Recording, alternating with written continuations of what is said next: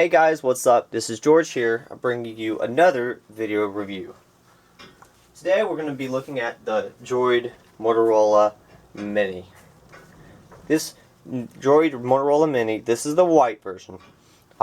It comes with Android 4.4. It weighs about 4.59 ounces, 130 grams. And the main body is actually made of Kevlar. Maybe you can see the Kevlar weave. It's actually showing up in the camera pretty well. Beautiful design. I personally love it. Motorola did great with the design. I want to meet the person in charge of that because they did a great job. Everything is there, has a good place, and it has a good function. I like where everything is. Has a 10 megapixel LED autofocus camera. Camcorder shoots in 920 by 1080 full HD. Front facing camera is 2 megapixels.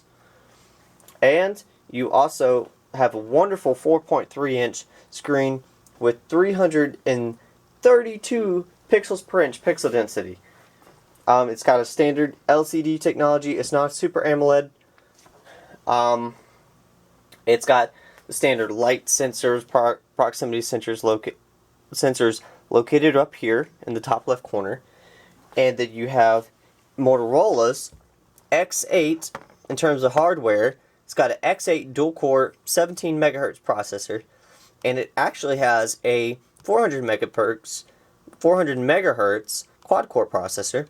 System memory is equipped with a tick over 2 gigabytes of RAM, and you also have 16 gigabytes of internal dedicated storage for apps and photos and stuff like that. So this is a phone that you will be needing to plug into your computer to move photos, pictures, and stuff over, so you have room for apps and stuff like that.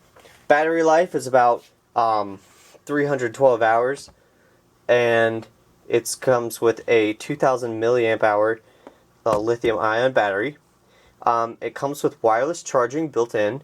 I imagine they have the wireless charging pad, inserted underneath that Motorola symbol. And usually they're pretty big. And also, this is a Verizon smartphone. So the sad part is you cannot get this on other networks. I got this device with a 2-year contract renewal. It cost me $40 for the activation cost and the upgrade fee. However, that's beside the point of the review. So let me tell you something. I love the design on this phone. It's got a beautiful, almost chrome looking, actually more like a brushed aluminum earpiece. See if I can get it to focus in. Nope, it's not going to focus. Alright, well, we'll put it back down because the camera likes it there. Maybe it's the white background, it loves that. And of course you got your camera here. And it has an ingenious solution to where the SIM card tray is. Try to guess where it is. Nope, you didn't guess it right.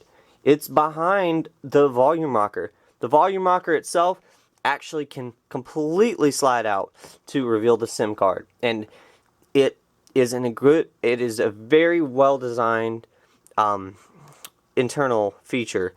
And I love having SIM cards because you can, just change out phones so quickly and so easily. On your back here, you have your standard Verizon Wireless logo. You got your Motorola M symbol, and you got your Droid symbol. So you know what you're dealing with. This is a full-fledged Droid smartphone. It is not the highest spec Android smartphone, but compared to a Droid Max or something, it will outperform a Droid Max or a Droid Razr any day. It is a wonderful phone. You got your 10 megapixel LED autofocus camera, LED, and then you got your speakerphone. That's the biggest difference between it and its bigger brother, the Droid Turbo. Not the Turbo 2, but the first Turbo. That's what this phone was made for. It shares that Kevlar body design, except this one is a full Kevlar body design. The Droid Turbo, I can actually show you with the back here, the Kevlar design only reached around to the edges. So there you go. And then you can see the similarities in design language with that little bezel coming around. Same here on this phone. You got Corning's Gorilla Glass 3 on the device. That means that it will hopefully withstand most of the daily abuse if you don't use a case for standard users, but I would still highly recommend getting a case, and which is something I think any person should do. Now, if you got the Droid Turbo 2, apparently that is a shatterproof screen, and so far it's true. And the solution was quite obvious: stop using glass. So then they started looking at other materials, plastics, things that don't physically shatter. So that is the main idea. But this phone, if it had that, the sales on this phone would go up substantially. However, I love the size. It's a great entry-level smartphone for any of those users out there. Now, let's take a good look on the inside of the device. Let's unlock it. So you're immediately greeted with the standard, Motorola unlock screen. I like it.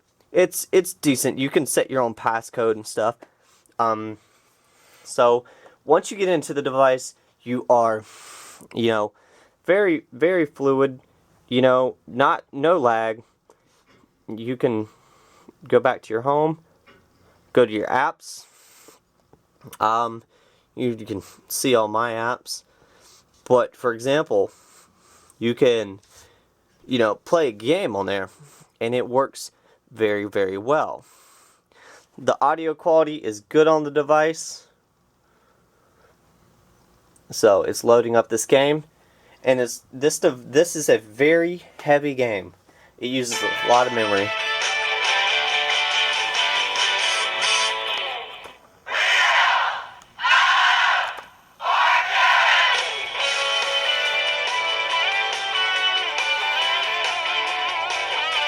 So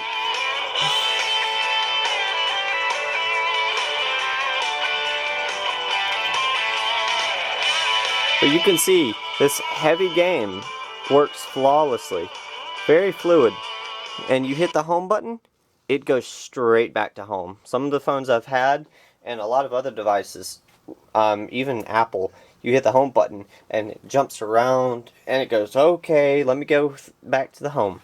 But this device has no trouble doing that. Let me tell you, I love this phone.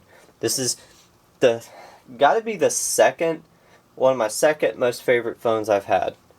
And I've had several phones, unfortunately.